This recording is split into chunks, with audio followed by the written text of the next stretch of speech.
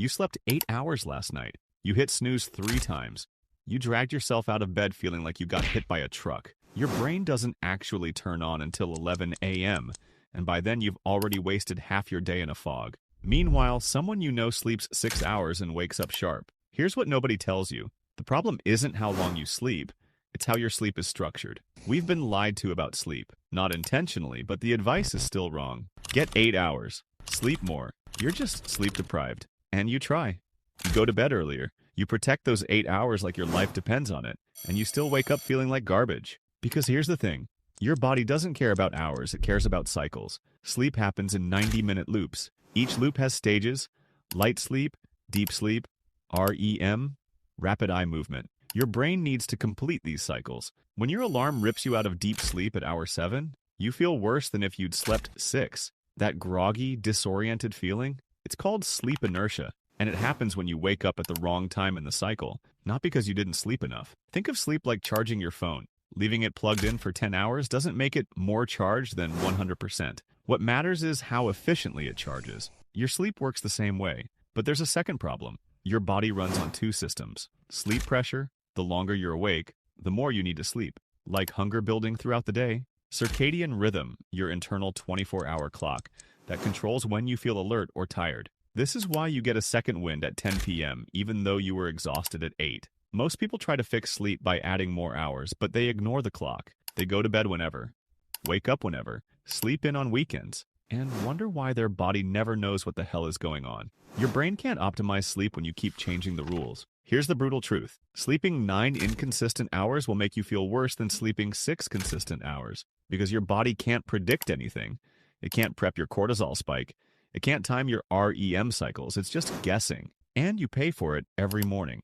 So, no, you don't need to just sleep more. You need to sleep smarter. And that starts with understanding what actually makes sleep restorative.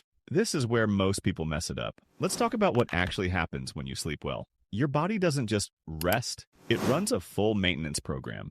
Deep sleep clears metabolic waste from your brain, literally flushing out toxins that build up during the day. REM sleep processes emotions and consolidates memories. Light sleep transitions you between stages. Each one matters, but here's the key. They happen on a schedule. Deep sleep dominates the first half of the night. REM dominates the second half. If you go to bed at midnight one night and 2 a.m. the next, your brain can't maximize either. You're compressing the whole process, skipping stages, waking up half rebuilt. It's like running a software update but unplugging halfway through. Sure, your phone turns on, but good luck getting it to work right. This is why timing beats duration. Sleeping 7.5 hours at the same time every night will destroy a random 9-hour sleep. Because your body learns, it anticipates. It front-loads deep sleep when it knows you're consistent. It preps your wake-up hormones 90 minutes early, but only if you let it. Now here's the part everyone ignores. Light.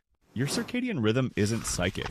It doesn't just know when it's morning. It uses light as the reset button. When light hits your eyes in the morning, especially blue light from the sun, it stops melatonin production, spikes cortisol, and tells your brain, day mode, let's go. But if you wake up in a dark room, scroll your phone under the covers, and avoid sunlight for 2 hours, your brain stays in sleep mode. You feel groggy because your biology thinks it's still nighttime. And the reverse happens at night. Blue light from screens after sunset tells your brain it's noon. Melatonin gets suppressed. Sleep pressure fights circadian rhythm. You lie in bed wired and tired at the same time. Here's what's wild. Studies show that people who get bright light in the first hour of waking report better mood, faster reaction times, and less fatigue, even if they slept the same amount as people who didn't. Light is a lever. Most people just don't pull it.